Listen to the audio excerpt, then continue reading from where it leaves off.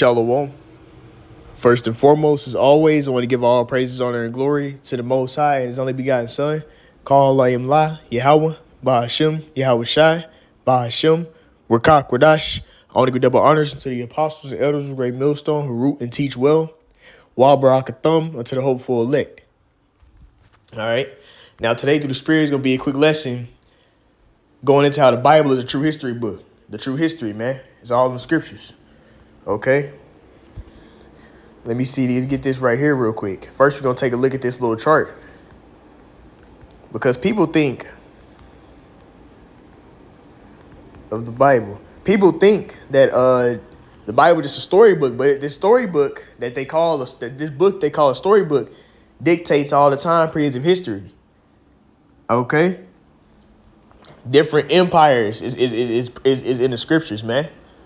You know that you had the Grecian Empire, Alexander the Great. You know, he's not a fucking great man, but you know, he was the first of Esau, Edom being the wicked ruling in this planet Earth. All right. Then you have the mediocre. So first it started off with, you know, you had the time period around the Egyptian Empire, where with Pharaoh, and you had Moses delivering the Israelites. You know, you had Sodom and Gomorrah. You know, but let's go later. So we had the Egyptian Empire.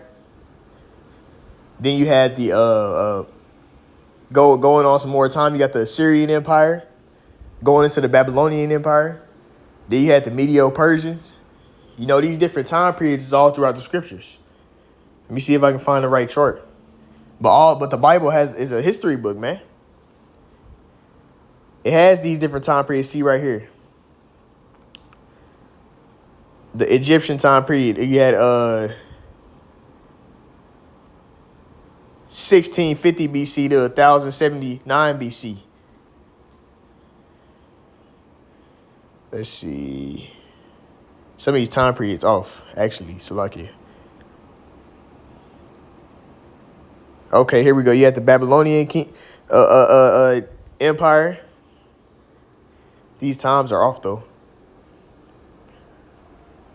Yeah, these times are off, but you still can see. Then it shows the Hasmonean dynasty. The Greek that's the time of the Apocrypha, which is the end of the Old Testament. But basically, the point I'm trying to make is the scriptures have all these different empires that definitely ruled the earth, and it's shown. And the scriptures show how these empires fell. Okay. And it also has the modern our modern world, you know. All these nations are back, and then you have the same people that are back. Now, in current society, everything is called. People have names like black or white or Hispanic or, you know, different stuff. But guess what? Everybody's likened into a nation, man. It goes all the way back to the genealogy of the Bible from the beginning. You know. Under Shem, Ham, and Japheth, Salakia, under Noah's three sons, the Hamitic people go back to the so-called Hamites, you know, the Africans. Okay, the Canaanites and them, they came out of Ham, and that goes all the way from the beginning. Then you have the Japhetic people, which are like the Polynesian, the island people. You know, all these people are likened to a certain nation. Then under Shem, you had a lot of people that came out of there too because of Abraham. They came down from Shem down to Abraham. You know, you had Ishmaelites, which are the Arabs. All these different nations, everybody goes back to a certain nation and goes back to a certain people that goes away from the beginning. The Bible has it already written. And then he has all these nations written of now on what they would do. Like you see war happening. Well, this was already prophesied that the people of Russia, which are Magog, would destroy Babylon the Great, which the ancient Babylonian Empire already fell. But, however, in the book of Jeremiah and Isaiah, a lot of times when speaking of Babylon, it's talking about this current Babylon. You know, this daughter of Babylon being America. Okay? This new confused as a city that's been built up, that all the nations give in into. This nation that looks like it can't fall. Just as the ancient Babylonian Empire was, it was looked at as it wouldn't fall or nobody could overtake them. But the Lord has it set up already, prophesied. And that's what people fail to understand too. The Lord puts the spirit of prophecy on his men, his prophets, before he destroys a nation or destroys something, a place, or has war coming. And guess what? To be a prophet, you got to see before it happens. So really, the Lord gives his prophets the ability to tell time or to say things before it happened. You know, and the only people who are able to do that are the Israelites. But there's an elect of the Israelites, a remnant that's meant to be able to get the understanding, to receive the message from the Lord, to receive, you know, all this high knowledge, to receive that. But everybody can't receive it, you know. But one thing that a lot of people fail to understand is they look at the Bible as a storybook, but the Bible is history, real history. You know, it tells how everything happened from the beginning and what's going to happen in the end. And it's going to keep being written. This is the book of life. Okay. And the Lord has already this is basically the Lord's story. And he already had it written from the beginning. You know. And through these different time periods, empires, the Lord had his men come out and say it before it happened. And then now what happened? They wrote about it. It got written. And now the Lord is going to have his elect, which are going to be delivered in this time. They're going to be written in a book. And it's going to add on to it. You know? And we're getting ready to be in that time period where the Lord is going to do away with this place and he's going to have his people ruling, which are the Israelites, the so-called Negro, Latino, and Native American Indians. Then you had the Israelite foreigners mingled amongst the different nations. You know, you have Israelites that look like other nations. But their spirit, their father's seed goes back to being Israelite. And they had the spirit of Israelite, regardless of how they look. You know, when you have the spirit of Israelite, you come from the seed line of one. Okay? Now let's go ahead and dive into the scriptures, because this is a history book, and the Bible can tell time, because the Lord has already set what was going to happen from the beginning. Let's read it. This is Isaiah 46, verse 9 and 10. Remember the former things of old.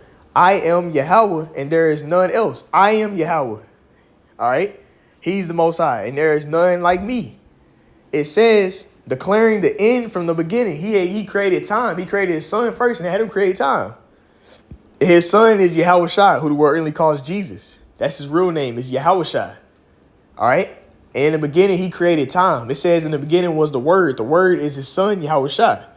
That's who he gave the blueprint to create everything. You read Genesis 1, verse 1, you go into that word is Elohim.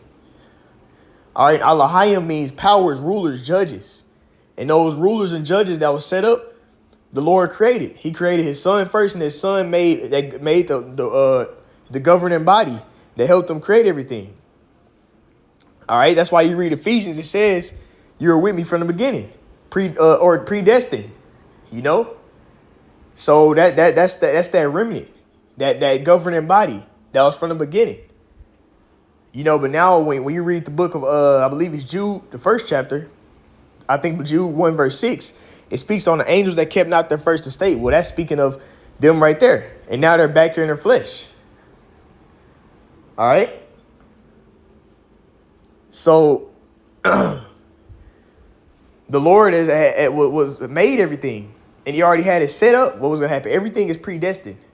Let's read though the 10th verse, declaring the end from the beginning, and it says, and from ancient times the things that are not yet done. So guess what? Stuff that wasn't going to happen was already set up. All right. His name, and that's why the Lord's name, you know, Yahweh is named as the Ancient of Days in Daniel, because he's the old, like there is nothing older than him. You know, let's keep reading though. It says, saying, my counsel shall stand and I will do all my pleasure. Okay, so the end is already predestined from the beginning, man. All right, and the Lord has already set up what's going to happen and everything that's to come, the prophecies. That's how we tell what time period we're in. When his son came back on this planet Earth and he raised back up, that was when we was in the latter times, man. When the Lord, Yahweh Shai, came back. I mean, when he was here. And then he risen up. That dictated to latter times. And then the Lord put in his son's spirit, Yahushua, to say the things that was going to happen before he came back. You read in Matthew 24, you read in 2nd Esdras in the Apocrypha. All these things are end time prophecies that was going to happen before he came back. Rumors of wars. You know, the implementation of the MOTB, which is the RFID microchip that they're going to push, that digital currency. You know, the earthquakes, uproars of people, plagues. These things were said to happen before the Lord come back. You know, and that just goes to show that this is the real history. It says all the things that happened and are happening. This is a history book, man. Really, it's a life book. You just call this this is the book of life. Life book, man. You know, and it dictates everything that happened. It has different empires you can read. As a matter of fact, let's go into that. Let's look at some of these empires. Alexander, because you can read about this. Philip the Macedonian.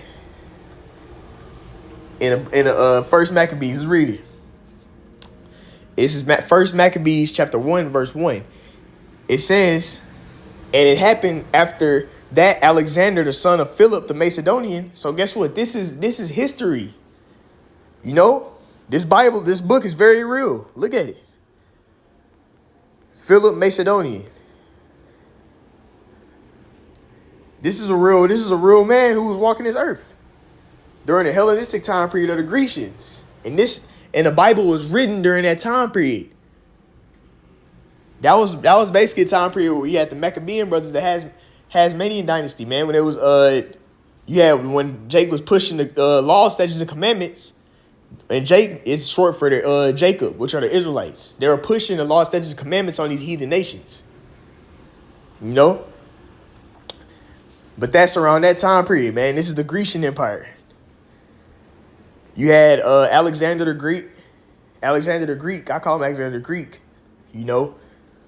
And he had 4 generals under him named Ptolemy, Antiochus, and then I forgot the other 2's exact names. And they're all written in the scriptures. Let's take a look at it. So let's read the first verse. First Maccabees 1, verse 1. And it happened after that, Alexander, the son of Philip, the Macedonian, who came out of the land of Chetam, had smitten Darius, king of the Persians, and Medes, that he reigned in his stead the first over Greece. This is showing when the Grecians came into power. And this is right in the Bible.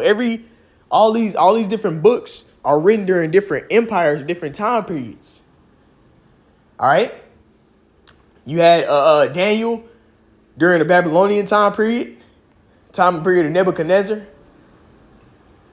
Then Jeremiah and Isaiah, they were around the time period of the Babylonians too.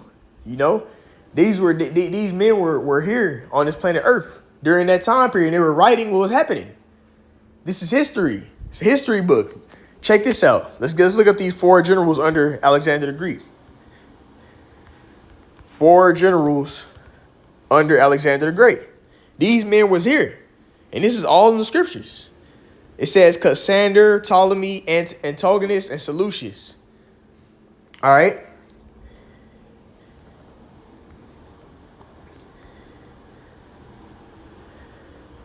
Let's see. Let's go ahead and go to it.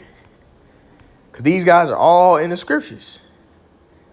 It says, and this is First Maccabees 1, verse 10. And there came out of them a wicked root, Antiochus, surnamed Epiphanes, son of Antiochus the king, who had been a hostage at Rome and reigned in the 137th year of the kingdom of the Greeks. This shows different time periods when these men ruled. Look at Ptolemy. Let's look at this. They got Ptolemy on here too. Let's check it out. Look, Ptolemy. Okay. I think it's in the second Maccabees, where I want where it's spelled actually. Yep, here it is right here. Ptolemy. It's spelled a little differently because this is the original. Basically, it's the original Bible that basically says 1611, so it's spelled differently, but it's Ptolemy. You know. And that was when the Grecians was Hellenizing everybody. pushing the Greek customs on everybody and forcing them, especially the Israelites, forcing them to follow the Greek ways. But the main person that was putting a lot of people to death was Antiochus. During the Seleucid dynasty, had Antiochus Epiphanes, who was putting a lot of Jakes to death. Okay. Then you have the Roman Empire too. It dictates what happened during 70 AD. And then from that little time period on, I believe till 96, or probably even longer. You know, you had Vespasian, Titus, and Domitian Caesar, man. All right, that was when the Romans were besieging the Israelites, Jerusalem. Okay, that's in the scriptures. This Bible is a history book, man. You know, but let's go ahead and get the scriptures on that. This is 2 Esdras chapter 9, verse 1, and I'm reading down to verse 4. He answered me then and said, measure thou the time diligently in itself. The way we measure the time is by what? Let's read it. And when thou seest part of the signs past, which I have told thee from before. So guess what? The signs are the prophecies. It says, then shalt thou understand that it is the very same time wherein the highest will begin to visit the world which he made. Therefore, when there shall be seen earthquakes and uproars of the people of the world, then shalt thou well understand that the Most High spake of those things from the days that were before thee, even from the beginning. All right. This thing has all the history. All right. The Bible is the book of life. It has everything written that happened from the beginning. It says, for like as all is made in the world hath the beginning and an end, the end is manifest. Okay. With the prophecies. Let's get another one. This is Isaiah 55, verse 11. So shall my word be that goeth forth out of my mouth. It shall not return unto me void, which is empty. But it shall accomplish that which I please, and it shall prosper into the thing whereunto I sent it. You know, and guess what? Just as the men of old, they looked into the scriptures, and they used the scriptures to move in society. You know, they looked at like the men that was in the Old Testament. They read books in the Old Testament. You know, and they made different examples, and they knew certain things to come. Because it was written of in the Old Testament. Like it was written of the Messiah coming, which his name is Yahushua, not Jesus. That's how he said in the Hebrew, Yahushua. You know? And then guess what? They knew they were schooled on different empires, different people that ruled and stuff. They knew of these things, man. Because why? This is the book of life. As a matter of fact, I'm going to name this lesson, this is the book of life. But and lastly, I don't even need this one, but this is basically speaking of World War. This has different time period. This is speaking of the World Wars. This is speaking of World War I. Let's read Revelation 9 and 12. It says, one woe is past, and behold, there come two more woes hereafter, 2 world wars after. And when you read these scriptures, these are describing. This is basically John the Revelator seeing visions of the coming wars to happen. Now, he described the dogfighter planes as locusts, you know, because that's what they look like. He didn't understand what that was. You know, it says in the shapes, let's read it, Revelation 9 and 7. And the shapes of the locusts were like unto horses prepared unto battle, and on their heads as were crowns like gold, and their faces as the faces of men. You know, it was describing the planes, man, of World War I. And then right here, the 6th verse. And in those days, men shall seek death. It says, in those days shall men seek death and shall not find it, and shall desire to die, and death shall flee from them, because there was no anesthesia. So they were just basically, when they were injured and wounded from war, they had to take body parts off and perform different procedures without no anesthesia or anything. So they was ready to die. And this is what John the Revelator saw. The Lord showed him this. But guess what? This is speaking of this is history right here. All right. Then it said it dictates that first woe, and then it goes into how 2 more woes after, 2 more wars. But this Bible is very real. As a matter of fact, I'm going to name it The Bible is Very Real. Salakia. That's what I'm going to name this lesson. The Bible is very real. Okay? Because it dictates everything that from the beginning until the end, how it's going to work. You know, well, really the beginning to present. Because it's going to never end. All right? But I'm gonna show this quick little point I'm gonna make real quick, and then I'm gonna end it off. But this is basically a vision that Nebuchadnezzar saw, and Daniel interpreted it, And this vision that he seen was these different empires that would rule the world, or to rule the planet Earth. Or not necessarily the planet Earth, but rule a majority of the land, or have control over a majority of the land. All right, and I'm gonna go ahead and break it down real fast, and then that's gonna be it. But it's gonna show that the Bible is very real. These empires all walked this earth and they ruled. Their relics and all the things they had are still here, the buildings of them, and the Bible was talking right about it. Let's read it. This is Daniel chapter 7, verse 4, and I'm gonna read on down. It says, the first was like a lion, and he had eagle's wings. Okay, and this is speaking of the Assyrian Babylonian Empire, which formed to the Babylonian Empire. It says, I beheld till the wings were plucked, and it was lifted up from the earth, and made stand upon feet as man, and a man's heart was given unto it. Okay? This speaking of the Assyrian Empire going into that Babylonian Empire, man. All right, then you go on now, and it says, and behold another beast, a second like to a bear, and it raised up itself on one side, and it had 3 ribs in the mouth between the teeth of it. And they said unto it, arise, devour much flesh. And the Medo-Persian Empire, they were known for, basically, they basically did a lot of killing, man. All right, but then you read on now, the 6th verse. It says, and after this, and lo, like a leopard, which had upon the back of it 4 wings as a fowl, and the beast also had 4 heads, and dominion was given unto it. And the scriptures speak on this because the Grecians was swift. That's why they called it a leopard. So it's speaking of the Grecian Empire. And it says it had 4 heads, and those 4 heads are the 4 governments that Alexander the Greek, he had basically set up under him. We just looked at it earlier. Ptolemy, Antiochus, and all the rest of the generals. All right, and let's read. It says, and after this I saw in the night visions, and behold, a 4th beast, dreadful and terrible, and strong exceedingly, and it had great iron teeth. Speaking of the Roman Empire. It says, and it devoured and brake in pieces, and stamped the residue with the feet of it.